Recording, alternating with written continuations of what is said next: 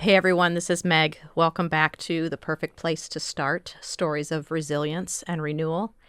As most of you know, I have a passion for talking to people, ordinary people, people like all of us, who've been someplace in their lives and ended up someplace else. And while that sounds exceptionally obvious, I'm interested in the moments and the events and the things that lead to where we get to where we are from where we've been. I frequently say that where we are is the perfect place to start, and that's right in this moment right now. And so today we'll certainly talk a lot about the moment right now, but we'll also talk a little bit about moments in the past where we've been places that we didn't necessarily choose to be, or we landed by our own choices or mistakes. And we'll talk about the suspension, the holding time in that moment, and what happened there, and how we moved out of that and got here. I've chosen people in my life that have stories that have inspired me, that have stories that have touched mine, that have stories that I think the world needs to hear. Again, people like you and me who are next to us in line at the grocery store, or colleagues or friends who have these stories and these little life moments of decision where they make different choices or they have certain experiences that as they de-knot them and work their way through them, they end up being something that's really, really a brilliant light for the rest of us. So I'm really excited to welcome my very first guest, the first iteration of this conversation, my dear friend from law school, Christian Thomas. So welcome, Christian. Thank you for being here with me. Thanks, Meg. It's really good to be here. I appreciate you inviting me into the conversation. Absolutely. So Chris and I are not formal people together. So sitting together in front of podcast mics in a podcast studio together is way outside of our norm. We've been friends now for like almost 20 years. Scary, right? Yeah. Which means that when we met, we were a lot younger. Before we Some get might to say that, foolish. yeah. Before we get to that, why don't you tell people, just give us like a little snapshot, like who are you today? What's up in your life today? So I live in Milwaukee, Wisconsin with my husband. I'm a criminal defense attorney.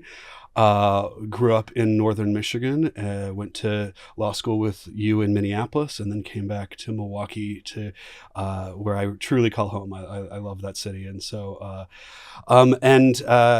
what few people know is that I'm a superhero. Tell me about that. I have for many years, I've said that I have a superpower, and that superpower is my grief. My mom died in a very tragic, notable, headlining accident when I was 17 years old, and it caused my entire life to come to a screeching halt. And when that happened, it was one of those life moments where you realize that you can either make good of it or you can make bad.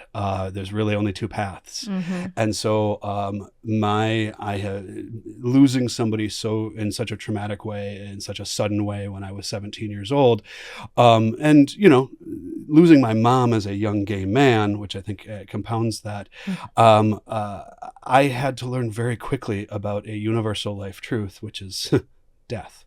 Right. And how to respond to death and how to be in communion with death and with people who are dealing with it. And some of my greatest friendships, you included certainly, are because I had the capacity and the ability to be in communion with people around grief. Sure. And so it is truly something that I have often referred to as my superpower.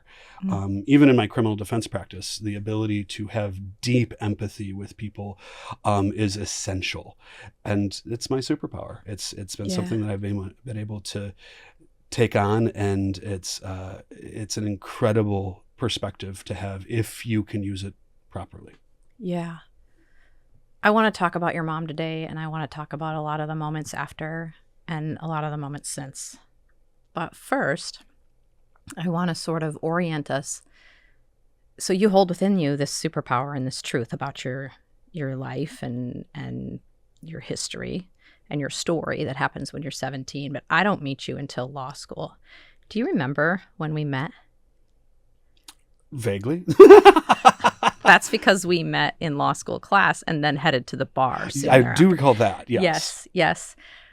Christian and I both went to a Catholic law school, which is fine. Like, there's no judgment there. But I think you and I were probably the only two out gay people that we knew, at least initially. Yeah, I think there were others, but it was certainly a very, very small community. And I mean, this was 2004, or five, excuse me. But I loved the education we received, but damn if that was not a challenging environment. And yeah, you and I really, again, found each other very quickly, and we're like, okay, we can get through this together. And that's right. Grip the sides of your chairs.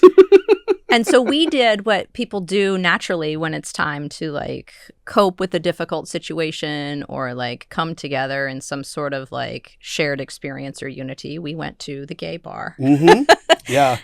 Yeah. And it was a seedy one too, if I recall. It was. And we were sitting on bar stools and I was drinking a Bud Light out of a bottle. I don't know why I remember that. We're classy girls. We are That's super what that classy. We are.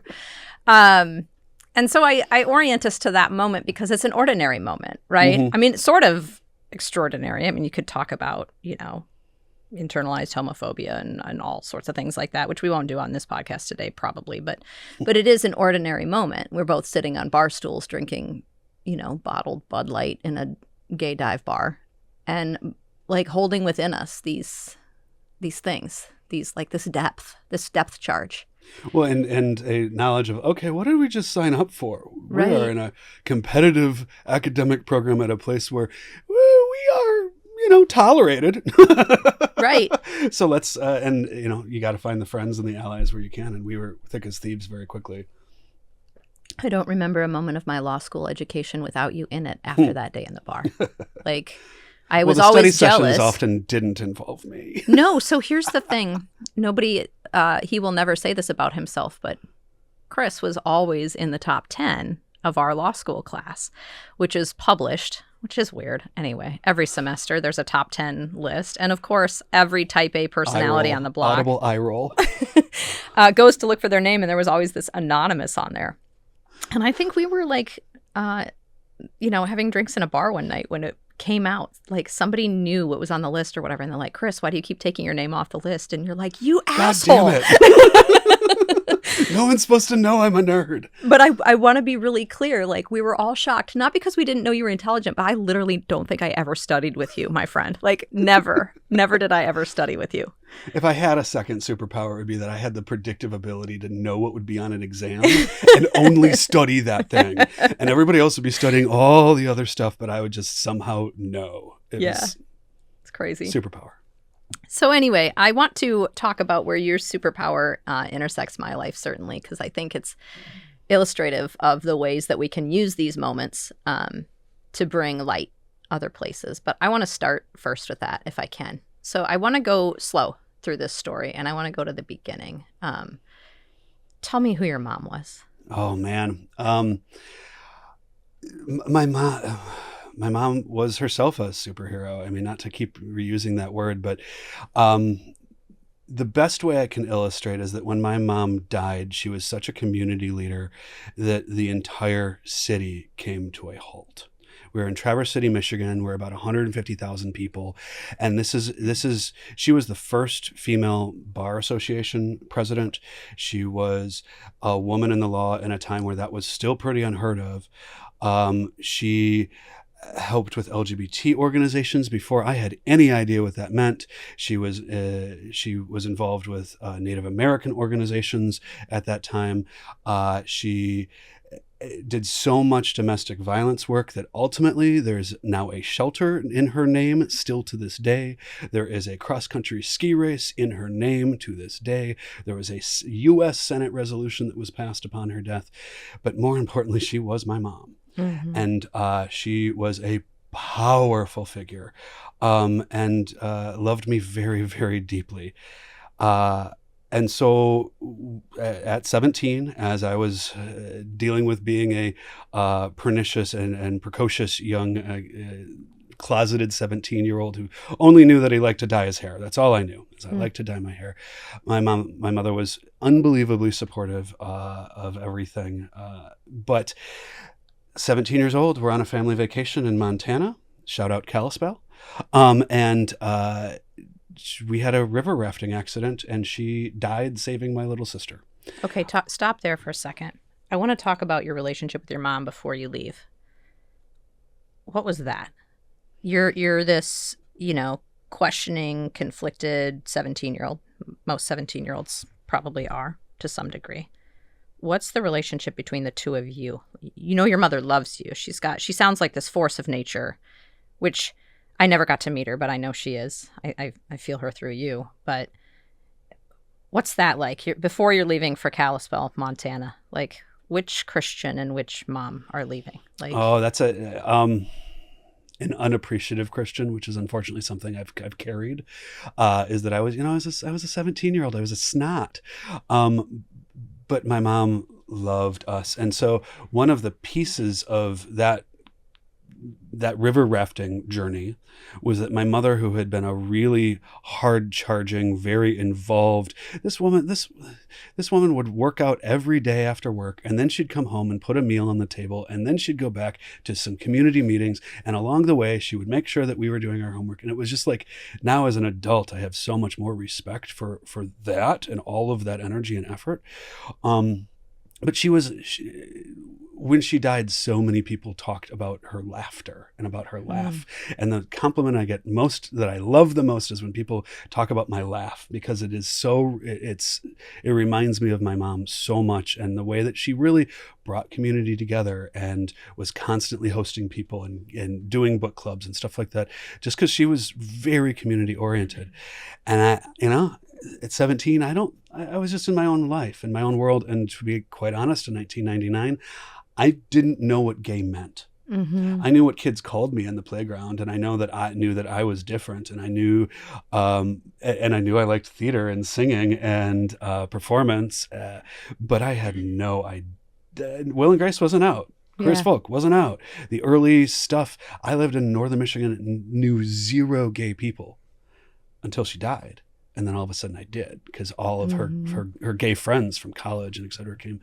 So that was, I didn't understand my struggle, and I bet my mom actually did, but she was letting me come to it my own time. So there was an aspect that, like, my mom was demanding and difficult because she expected a lot of everyone in her life. And so there was that aspect as a teenager that you're really pushing back on that. But that trip happened at the close end. My mom had taken 7 months after a hysterectomy. And she said, you know what? Life is short. I've had these medical issues. I'm going to take 7 months off and spend it with my kids. And for the first time in my life, she would come to school events. She would show up for, any number of things, and times that I now get to have those visual memories of my mom being there with me. I remember I got passed over for student editor of the student newspaper, and I was devastated. And my mom sat with me under a cherry tree outside and just said, I remember that we sat there eating deli sandwiches, and she said, there are going to be so many more opportunities for you. And it was just this moment that I will forever cherish. And she, during that same sort of 7 months that she took off from work, went around the country and saw friends and got to see people again that she hadn't seen in ages. And a number of them later on reflected, it really felt like she was saying goodbye. Yeah. And so there were so many aspects, to return to the grief thing just for a second, there were so many aspects of it that it felt like there were butterflies landing on us, that there were signs about that this death, as tragic and incomprehensible and sudden as it was sort of meant to be in the grand scheme of life. And so none of that is stuff I appreciated ahead of time. None of it I could. But, we played euchre with family friends the night before she died in a pop-up van. And I just simply remember the joy of the moment, So she was a very joyful person. And that's what I carry at this point, So you're playing euchre in a van the night before. Mm-hmm. Tell me about the next day. How does the day start? And just walk me through it sort of. I'll stop you at moments because I want to ask about some of these moments. So just go slow. I remember very little about the start of that day outside of like, they put you all in wetsuits and then they assign you to, we were in two different rafts. We were on a family trip with another family, and they put us in different rafts, and they put the strong rowers with a very heavy cooler in one raft. And I'm a strong young man, so I went in that one. And then they put the kids and the women and the children in a different raft. They've got us all in wetsuits, and each raft had a professional, a quote unquote for audio, for podcast, professional guide. So wait a minute. So you and your father are in one raft. Correct. And your mom and your sister are in another. Right. And just to orient us, how old is your sister at this time? She was 12. Okay. Yeah. Okay. So I have one sister, and she was along as well. And then we were with all these family friends. So there's an additional 2 teenage girls, a young man, and then another boy about my age, and then another full-size guy and again, they put all of the full-size men in with the cooler on one raft, and then everybody else went on the other raft. Okay. Which is an important part of this story. Okay, so what happens next? So we get out on the river. They take you on a bus. We get out on the river. I don't remember. I think we were maybe on the river for like 30, 45 minutes tops, but it was extraordinarily cold, hence the wetsuits. And we are in sort of June area, and I have no conception of any of the actual safety things I'm 17. I hadn't thought about any of this, but in retrospect, they just sort of like plopped some people who had no idea what they're doing into a raft, and we're like, all right, see y'all. And so we got on the river, and I don't remember it being like whitewatery. That was never the intention of this this trip. We had very young. We had a 7-year-old with us at that point. So this is not meant to be. We're not wearing helmets. This is not meant to be whitewater rafting. This is supposed to just be like rafting down a river. And within about 30 or 45 minutes, we started having problems.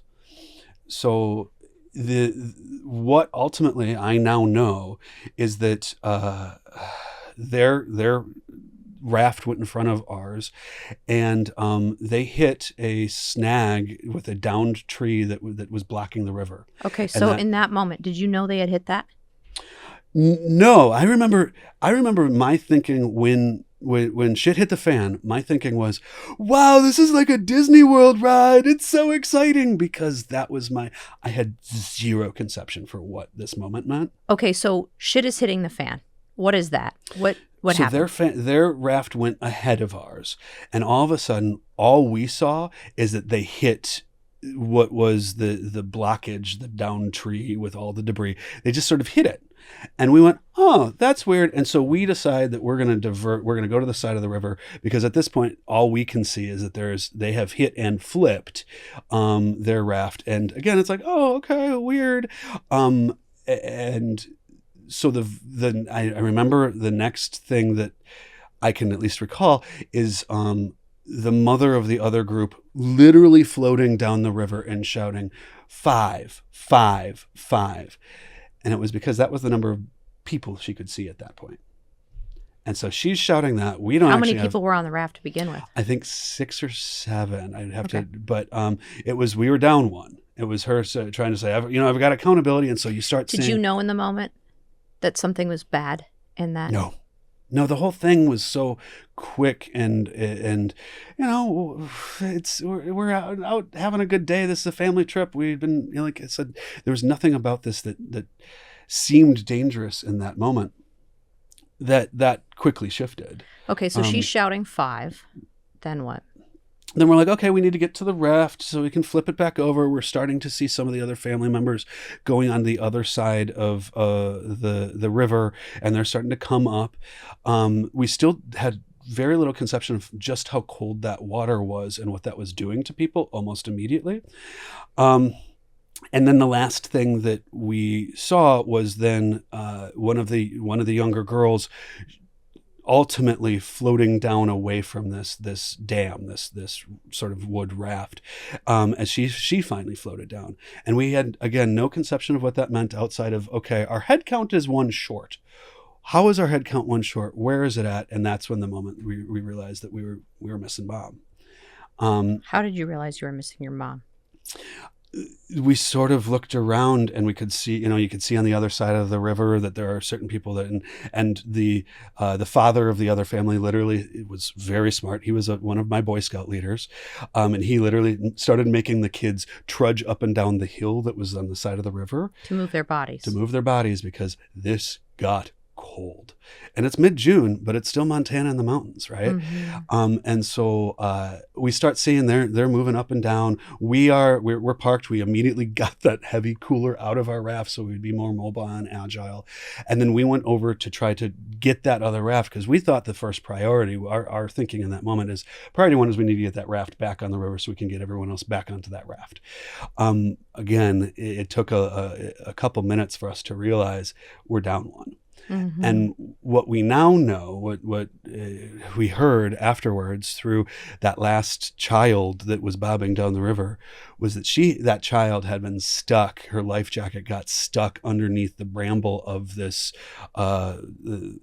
tree dam, right? Mm-hmm. And that one of her straps got caught, and that my mom, she remembers and can recall my mom sort of using her elbows to edge down over to this kid, get her unhooked. And that was the last act of my mom's life, was saving that child's life. Do you know that kid? Oh yeah. Our families are still close. Like there's, because they're from Traverse City as well. It's a small community, but we're all still very close. And it's remarkable when we get together probably once a year or so that these are moments that still live in us. Mm-hmm. So where are you positioned when you realize that your mom's not there? We were out of our raft, and I had feet down, and I remember that very specifically because feet down in the water, feet down on the bank. Sort of like the rocky little, it's a little bit of water. You got an inch, but we're mostly on the ground. And I was a cross country runner, and all of a sudden I see the purple of my mom's jumpsuit bobbing down the river, and I remember sprinting down as far as I could get, and I was actually the one that tugged her out. She was face down. I tug her out. The other guys followed me in, but I grabbed her up, and we then flipped her over, and we started doing CPR on her. Tell me about that moment. Just pause for a second, take a breath, because that's a lot. Yeah, right. So you flip your mom over. Mm-hmm. What's happening in you? Yeah, there comes that adrenaline point where it's just, you're just reacting. Yeah. Right. I still have no comprehension of how dangerous this was. If you had asked me in that moment, do I think this is deadly or whatever else? I'm like, nah, she's out of the water. And I mean, again, I was an Eagle Scout at that point. I was with other Boy Scouts. My father taught special ed, so had a lot of first aid training. We were the right crew for this moment. And we got her breathing. The problem was that the rafting company had absolutely no emergency protocols, had absolutely no emergency gear, and including and limited to no radio. So all of a sudden we're on the side of a Montana river, and we don't know how to get help. And the end result is that one of the other teenage boys that we were with, he literally just said, okay, I'm going to take some directions and I'm going to just run. And he just found a highway. And then he stood in that highway, and he flagged down a trucker who almost made him into, hit him. And he flags down that trucker, and that trucker uses his CB to call for emergency services. And all we know. Meanwhile, you're still doing CPR. Meanwhile, we did CPR for an hour and 15 minutes. Did it feel like an hour and 15 minutes? No. That sort of thing just flew right by, and we were switching in and out, as you should do with that sort of behavior, with that activity. But we also, I remember very specifically when I switched out, I would just be pacing like a lion, and my father was like, "Go collect rocks." And I had no idea but okay, Dad's screaming at me, "Go collect rocks." And it was because he just needed me to have something to do, something to tether me into that moment, so that I didn't go insane. And so we have a cairn in his backyard that is still from the rocks that I collected in that moment. That I don't quite frankly remember anything, how those rocks went away, because they didn't get airlifted, but like those rocks came with us, and we still have them. So like it was it's a moment that like so much. I remember the purple of her socks. I remember that she, as is very common, evacuated her bowels in a way that is not something you want to see from your mom when you're 17. Mm-hmm. It was a thing. But we maintained her. We got her breathing, and that is something that we can all feel very, very proud of how we responded in that moment. So I am able to at least look back and see that like I was trained. I knew what to do. Mm-hmm. I'm very thankful because there's not a moment of regret in how I responded. My mom saved somebody's life in her process. We almost saved her life. She didn't die because of she didn't drown. She didn't. Her airways were. She had hypothermia. Sure. Her entire system shut down because of that weight to get her any sort of warmth. Sure. So that's something to hold on to, I suppose, Okay. So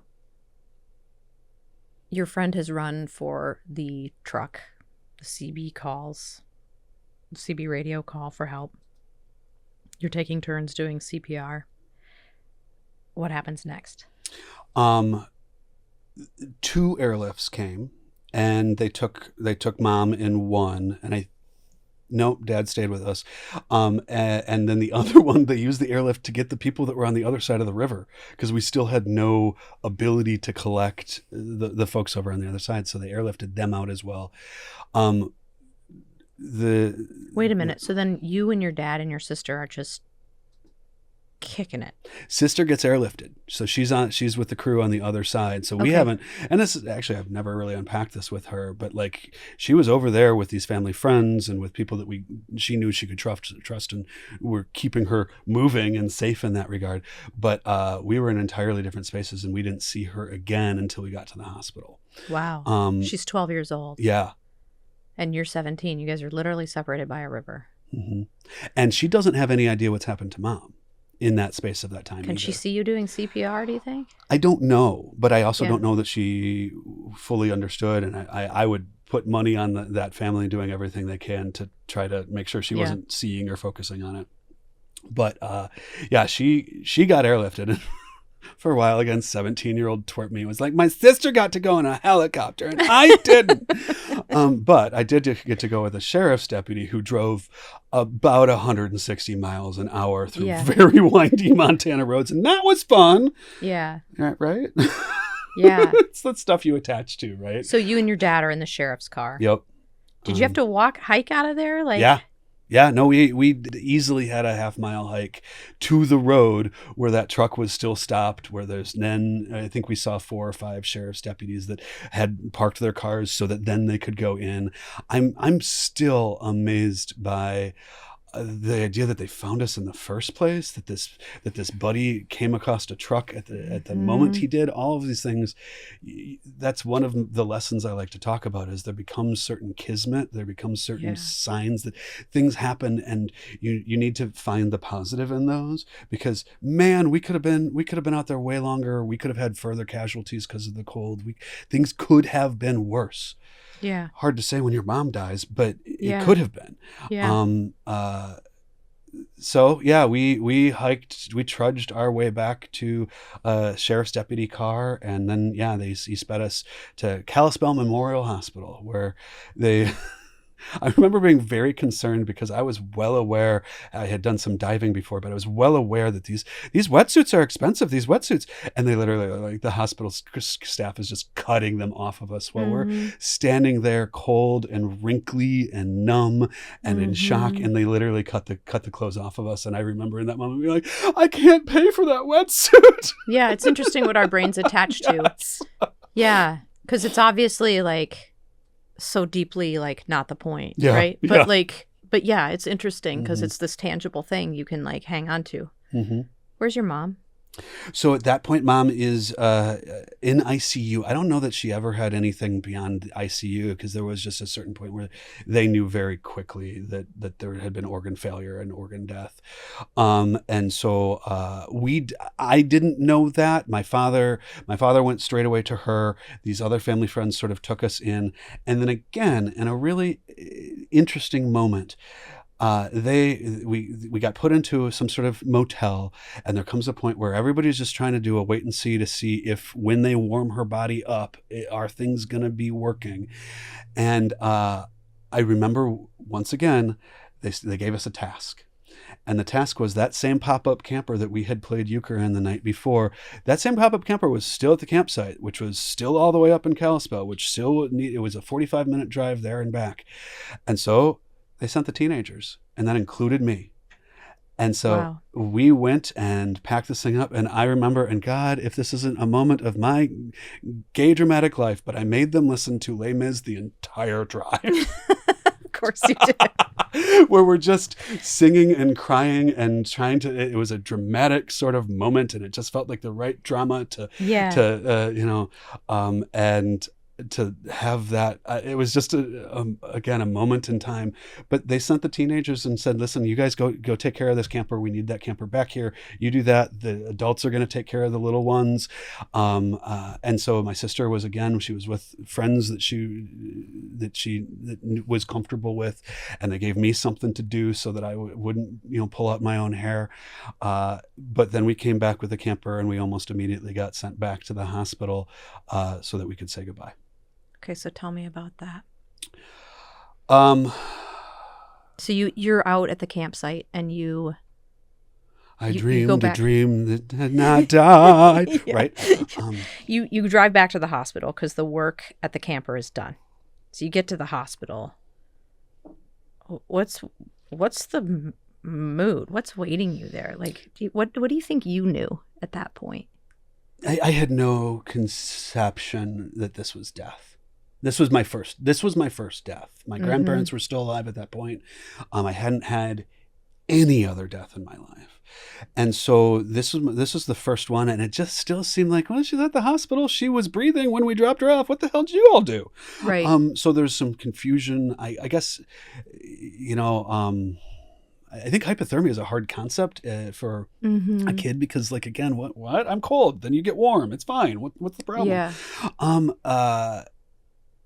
But there was a point where, like, Dad, and I remember Dad being flanked by a social worker, which thankfully, the hospital had there with us. And, he comes in and says, listen, this is it. And we need to go say goodbye. Do you remember exactly what he said to you? I don't. Which, time, trauma, whatever. But no, I don't remember. But you remember him telling you needed to go say goodbye to your mom? Yeah. Yeah. And I actually think that may have happened at the hotel before we left, is him coming in and saying, okay, kids, we need to go to the hotel, back to the hospital. And here's why. So, I remember very little outside of her being connected to a whole bunch of machines. And a side note and a thought that is so dark, but my mom struggled, as most modern women do, with her weight her entire life. And I remember looking at the bloated corpse in front of me and going, Mom would be so angry. Because she had worked so hard not to be seen as overweight, and here she is with all this literally waterlog, and her body just was gross. And that was the thing that sunk in again as a 17-year-old, as my mom has spent so much time throughout the course of her life to look a certain way, and here we are at death, and damn, that didn't work out. But that's what stuck in that moment was, she looked horrible. She looked like death. And so I think that was probably the first time that I actually, like, cried through the whole thing, was that moment where you're staring at what once was. And was she still alive at that point?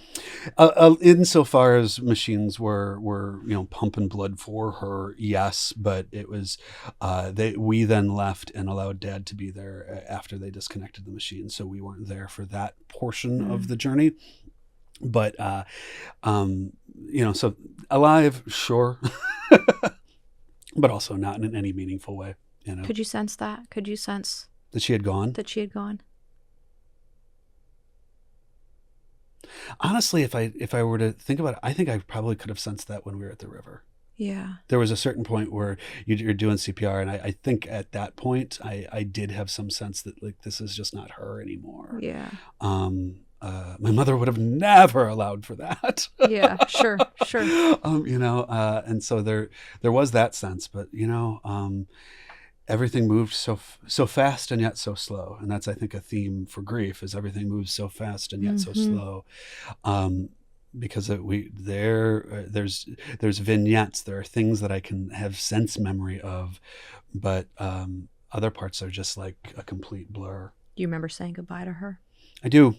Yeah, and I was a choir kid, and I think I sang to her because she always loved when I sang, and so I think I sang to her one last time, and I sang at her funeral too because I knew that's what she would have wanted.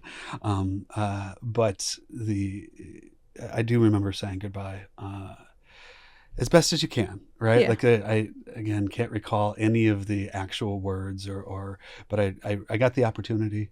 I'm taking a breath.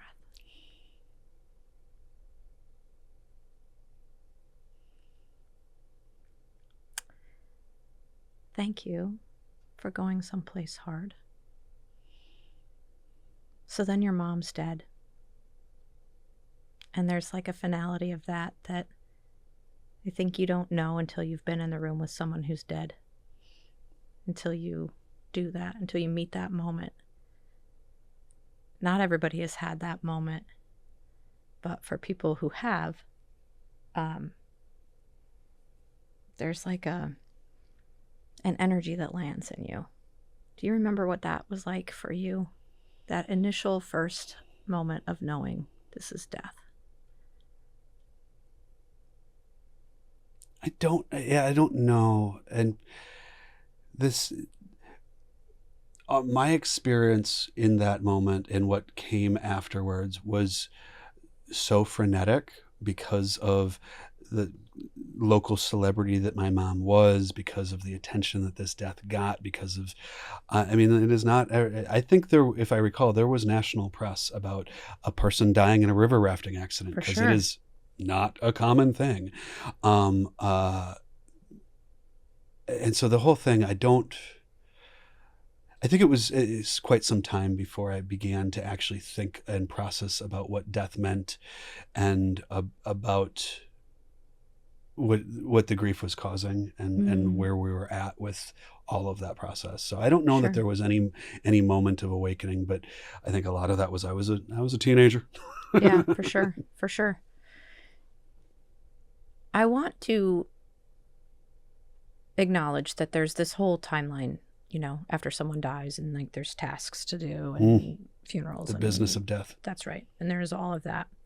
And then that ends and the last visitor goes home. And then there's like a space. Do you remember what that space was like? Yeah, that is where I think my journey and my intentionality when it comes to grief comes from that moment. Okay, tell me about it. Because I truly think we don't talk enough about grief as a society. No one ever teaches you how to deal with this. And it is that moment, 3 months out, depending on who you are and what your process has been. But it's the moment where everyone else has gone back to their normal everyday life and you're still stuck in that grief. And it's like trudging through mud. Well, everyone around you is just skipping through life and everybody's gone back to that moment. If I have one takeaway for anyone listening, if you have somebody who has lost somebody in the last, let's say, year, don't ever think it's too late to approach and just say, how are you doing with that death? Right. Put that words, make it specific, because the hardest part of grief is that moment where everyone else has gone back to their normal life and you are left just... It wins you. It comes up and it punches you in the stomach and you lose your breath, and that will happen.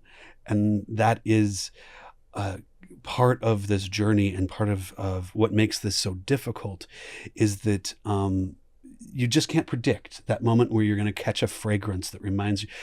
We still have a tube of lipstick that reminds us of mom because it's her scent, and those scents. The oh my gosh, I was thinking about it, like the random memories that come into your mind. You just never know when you're going to get hit, and especially in that first year of grieving, it's over and over and over again. And what you as a supporter, as a friend, as to the person who's grieving, what you can do is don't pussyfoot around it. Mm-hmm. Just dive right in Mm-hmm. to be in communion with the person who's grieving, to say, hey, so what's your favorite memory of your loved one these days? Mm-hmm. How is it that you've been thinking about this? What have you done in the last few days to help you move past? What activities are you doing to hold your loved one in memory? What can I do to? And I actually quite frankly hate the I question. What can I do?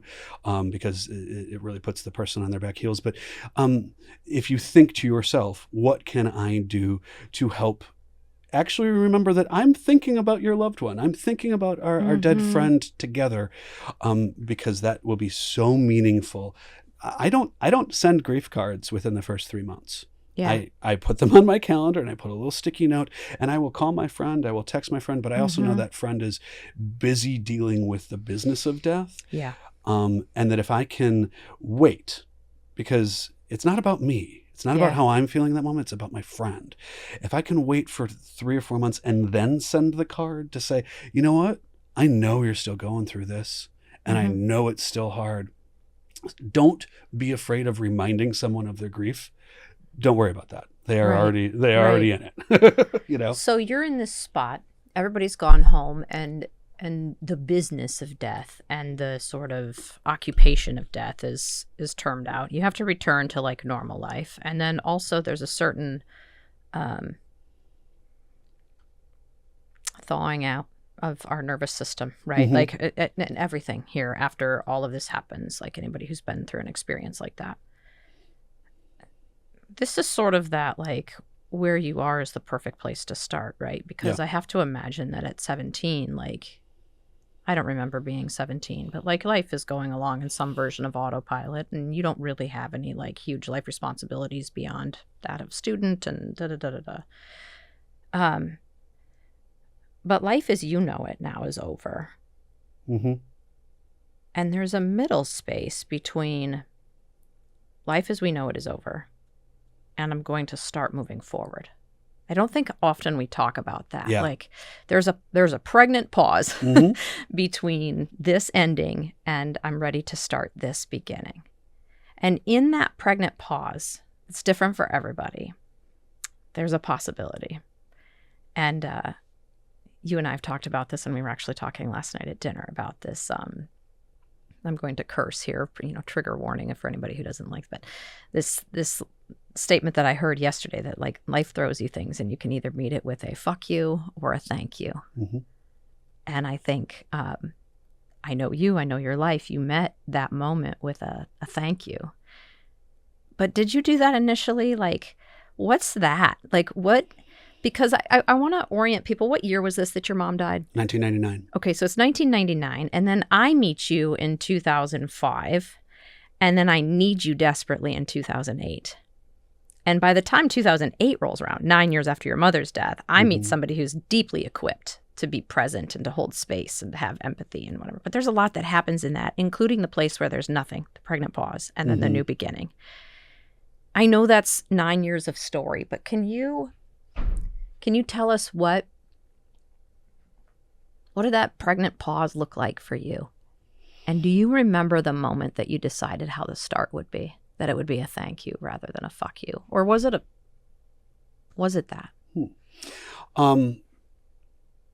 So again, and it's so much easier to sort of point to things in retrospect, but the first thank you that I have, I don't know if I had it in the moment, was that my mom died, and I came out within about 3 or 4 weeks. Mm. And it was a lot of, I'm 6 therapists later. God bless my therapists. But what you realize, what I've been, is that your psyche is a bit of a bottle, Yeah. and you can jam things in and jam things in and jam things in, but then all of a sudden, something's going to come along, and that bottle's going to overflow. And so both the dealing with the trauma of my mom's death, but also that my mom had so many people in her life that I had no idea were in her life, or had no idea that they were gay. They all came to me afterwards, and I all of a sudden had a community because of what my mom built. Mm-hmm. Something to be said about a straight woman in the 90s building a gay community that her son is able to access afterwards. Like, Yeah. that's a small miracle in my That's mind. kismet too. Oh my gosh. And so my first gratitude is that I don't think I would have come out for many, many, many years if I hadn't had to deal with it in that moment, and had those people in my life in that moment that I knew I was weird. I knew I felt different. I knew, and all of a sudden I was like, oh wait, oh man, got it. And so so that was the very first gift. And I also, my mom had always we had any number of foreign exchange students come into our home and spend time with our family. And I had been conditioned to love travel. We got the travel bug very early in my life. And there came a point in my senior year where I got really overwhelmed with grief, and with the coming out process, and with just trying to figure out my next step in my path in my life, because my mom was always my guide. Do you think that was the end of the pregnant pause? This just deep bottom of grief? Like, do you think? Well, that's when I ran off to Venezuela. And so if I were to identify a pregnant pause, it would be, I then went off to, after I graduated high school, I then did a quote unquote study abroad program in Caracas, Venezuela for a full year. And because I had already graduated high school, I mostly just drank and learned how to speak Spanish, which has served me forever. But I also spent an inordinate amount of time reflecting, praying, journaling, working through all of the stuff that I needed to. And so if I think I gave myself a pregnant pause, it was probably over a year later, when I had already graduated high school, and I just took that year for myself. Best decision I've ever made. Because do you think that year for yourself was part of the pause or part of the new beginning, or both? I think there were new beginnings during that. Yeah. Because the other thing that comes to my mind is that while I was in that study abroad program, there was a very dear friend whose mom had also died. And she and I quickly, and I think that was the first time, we had at that point established the Dead Mothers Club. Yes. Which is our way of saying, there's a certain club, there's a certain commonality when you lose your mom that is very special and unique. And so I was in the Dead Mothers Club with this other exchange student, and it was the first time in my life that I recognized I am able to build a relationship with somebody on these grounds. And that we had so much, that this was actually something that was a bond between us, because we were both struggling through our continued grief years after things had happened, and both trying to figure out the next chapter. And so that was, I think, the first time that I realized this can be a gift. So I think it was both the pregnant pause, but it also led into a moment where I started being able to identify that I can use this to better understand humanity, to better understand struggle and trauma and empathy. And those are not natural things to a teenager. And I was still 19 at that point, So that's where I think that most kicked in, is I had given myself that time and that space and that solitude. And through that sort of developed into, was able to come out much more empowered for it. You then come to law school, and I want to make sure that we sort of talk about this, because again, I know you've used this gift multiple places in your life, but the only one that I can speak to is the way that it showed up in mine. So you come to law school, and you're, obviously we're fast friends, and you and I have once again, 17-year-old Christian is now 25-year-old Christian or something like that. And there's me, and we're living a somewhat, it's certainly not a carefree existence, right? But we're in law school, and life seems like we make all of the plans and life obeys. And that then, was the perspective. certainly. And you and I definitely had our share of fun, allowing, for fun to take us over. That's a different podcast. Right. What a great euphemism, too. But then my first wife, Kristen, gets diagnosed with cancer. And, it's an interesting, I don't know if we've ever really talked about all of this. Like, you became so immediately, like, present. Like, I think I would describe our interactions prior to some of that as sort of social. Sure. Superficial, maybe. Maybe. I mean... Yeah. And then all of a sudden you're with me in, like, hotel rooms at distant hospitals and chemotherapy waiting rooms and things like that. Do you remember what in you, like, what that felt like for you? Was that like a moment where you were like, this is a moment where this thing that's happened to me, like, I can turn this into something else? Or did it just, like, leave a DNA in you of, like, now you have this, like, impulse or compulsion to help? Like, you remember what that was for you? I remember, and I think you don't give yourself enough credit for this. I remember it was not just me. It was our community, our friend group. I can think of one friend in particular who had a background in healthcare law, and she was with you guys at fighting the hospitals. And I mean, again, we're talking the aughts, and you are a lesbian couple, and we're in Minnesota, so it's not bad, but also, let's all make sure we're keeping an eye out for each other. And those friends, the entire group, really circled around you. I think where we actually, I mean, and I was so happy to continue that and to be part of that. For me, it was the aftermath as well. Tell me about that. Well, that's where I think me and our friend John, who, it's one thing to be around people in that moment of drama, to be in that as someone is experiencing death, people will come. And that's lovely, and it's a wonderful instinct. And please don't. Nothing I say should dissuade people from that. But it is the people that have dealt with grief. Those are the people that will stay. Mm-hmm. Because it is one thing to be in that moment, to be in the drama of it, to be actively helpful. When you can be actively helpful, it gives you a sense of purpose. You're collecting stones. You are doing something, and that gives you a sense of purpose and the ability to feel like, okay, I'm here, I'm doing it. But those of us who have gone through grief know, in fact, it's the times of silence that are the hardest. Yeah. And so my recollection is, yes, I was part of the crowd that embraced you and took care of you before Kristen died. But it was really after Kristen died that it was me and a couple other people, your girlfriend as well, that those were the people that all of a sudden went, okay, it's quiet now. Mm-hmm. Now what? Right? Do you remember when I called you when she died? Yeah. Oh, yeah. And I remember the speed at which I drove down to Mayo. Was that the same call? But no, because I had to get you down to Mayo at one point.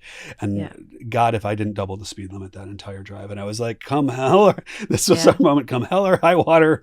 Yeah, just so everybody's oriented. We learned that her cancer had spread to her liver and her lungs 2 weeks before I had to take the Minnesota State Bar exam. And she was staying down at Mayo Clinic, and Christian drove me down there. And what should be a 60-minute drive took, 37 minutes or something like that. No, so she died on Christmas Eve, and I called you. Oh, God. And I remember you guys you and John left your family holidays. Mm-hmm. Took your napkins, wiped the corner of your mouths, and you were in my living room soon thereafter. And that was my family never questioned that decision. Right. In fact, if anything, my family 100% was like, all right, we'll pack you lunch. See you later. Yeah. Because like that. And that's what my you do. sister, you just did that for a friend this Christmas as well, where you just drop it because you need to be there. You need to support the friend. And so, it was. I too don't have a lot of memories in the days that followed that, but I do remember I needed something to wear to the funeral, and you took me to a mall on like December 26th, the day that everybody returns stuff. And I was like, obviously, Walking Dead zombie, and you were like, bitch, just get a sweater. Anyway, I want to talk about that moment though, not for like its story. What do you feel like in that moment? Like, is there an awareness you have when you're in the moment of having had this life experience? The uprooting of everything you thought you knew. Then you're spending time putting yourself back together, and you're trying to figure out whether you're going to pick, like you said at the beginning, to go forward or to stop, or good or bad, or whatever. You've obviously now made 100 decisions more. Is this a strength or is this a weakness? That's right. Is there a moment when you're doing this for me of awareness, like, oh my gosh, this has become a strength? Oh yeah, and I think well before that, I had often thought about that in my relationships, and I mean, it was very clear the other buddy that was hanging out with us at that point had also lost a family member in a tragic way, and so he had this sort of ingrained in him as well, and he was able to be present in that moment as well, and so yeah, I don't know that it was necessarily salient that, oh, I have had grief, so now I can deal with this. It was just sort of a response at that point. It was a reaction, if anything, because we've been there. We know it. This is familiar territory. But you and I both know that the very simple act of presence is so intense. The heat is so hot next to that fire that, like, the very act of presence is like revolutionary love that moment. I could barely find room in your bed with Ruthie, 4 paws out. Well, you like to fall asleep watching television at that moment. I hated all of that, but I couldn't stand silence. Yeah, night after night, and we just okay, I'm gonna just sleep here with you. Like, I don't need to say anything. It doesn't need to be anything.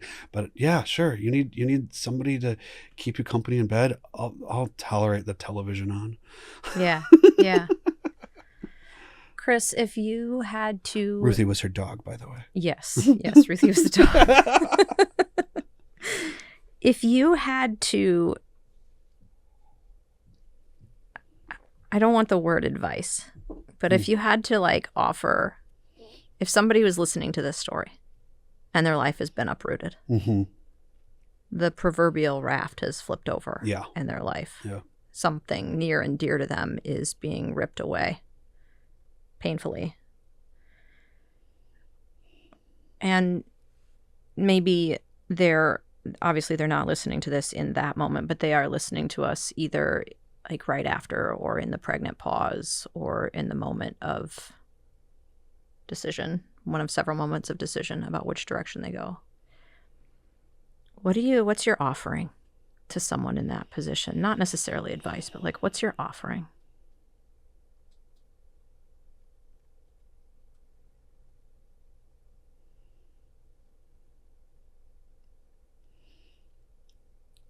I mean, it feels so trite, but it's the idea that your weaknesses can become your strengths. And so in those moments where everything feels like weakness, where everything feels numb, where everything feels like pain, where your body is aching for the person that you loved, that you are not alone, that you are experiencing something really human. I mean, it's the trite thing is death comes for us all. And what you are in that moment, whether it's death, whether it's a breakup, whatever this life moment is, you are not alone. There are not a whole lot of unique human experiences out there, and death certainly isn't one of them. So know there are people that have gone through this, that have made it through the other side, and if you allow it, this can make you a better person. Challenges, adversities can always, if you allow it, can make you into somebody that can empathize better, can make you into better at your skills, better at your job, better at being a friend. And so it's in the Army, we used to say it's embrace the suck. You're not going to be able to change that this sucks. So embrace it, because that's the only way that you can make something better out of it. And yet I don't want anyone feeling like I'm making that lecture while they're in their moment of trauma and grief. I think it's making sure you're having those thoughts in that moment of silence and after, because use this as an asset, use this as a skill building opportunity. And it is amazing the depth of the relationships that you will get out of this. My best friendships, you absolutely included, are because of my ability to empathize and to be present and to just be with people where they are at, despite whatever moment they are in. And that's hard. It's really hard. It's hard to be in silence. It's hard to talk about death because we get so skittish. I was thinking, like, after the funeral, it's like all the cockroaches just sort of flee. They do. And you were left just staring at a floor and being like, how am I alone? And now what? And so those moments, again, you're not alone. And so for the person that is supporting someone, please make sure your friends know in those latter months and that as time goes on, that you are still thinking of their loved ones. For the person that's going through it, know this is giving you something that is uniquely human and can be good for you. Yeah. I think as we wrap, I want to say and kind of reflect back to the beginning, like, there's a 17-year-old boy standing on the side of the river doing CPR on his mother, who now is a very successful attorney, happily married. Very happily. Has a dog. Yeah. There is a path from, like, the worst places to the best places. And you will encounter worse places again, and so will I. I also want to acknowledge that your offering is that you are not alone. Yeah. I feel like we've never done this in like a serious way. You and I, we've always sort of joked around the grief bond we have and the trauma bond we have. But, you know, the single greatest gift you've given to my life is your presence. That you don't run from heat. That you'll lay in the bed when the TV is on and just hold my hand. Because you know it's insufferable for me to lay there alone. Like, that is a superpower. That presence. And I can tell that you bring that, like, to everything that you do. I wouldn't be sitting where I am today if you didn't do that for me. So I thank you. And I thank your mom. I do too. I mean, that's immediately what comes to mind. I'm thankful that my mom died when she did, the way she did, because it formed me. Yeah. It created me. It, forged in fire. Yeah. But you're right. Our friendship would not be what it was, but for that. Yeah. I have many friendships that would not be what they were, but for those moments. Yeah. Both on all ends. I'm still very good friends with the people that supported me as 17-year-old Christian in that moment. The best friendships are the ones that get challenged, right? So be there. But also feel free to fuck it up along the way, right? Yeah. You don't need to be perfect. Death is one of those things that everybody gets really anxious about saying the right thing. Just ask the questions. How are you? What's going on? Where's your mind at today? Because you will end up with lifelong friendships that can be forged from it. It's true. I'm so grateful to you for coming and having this conversation with me and being so open. And I love you. I love you too. This has been great. Thank you.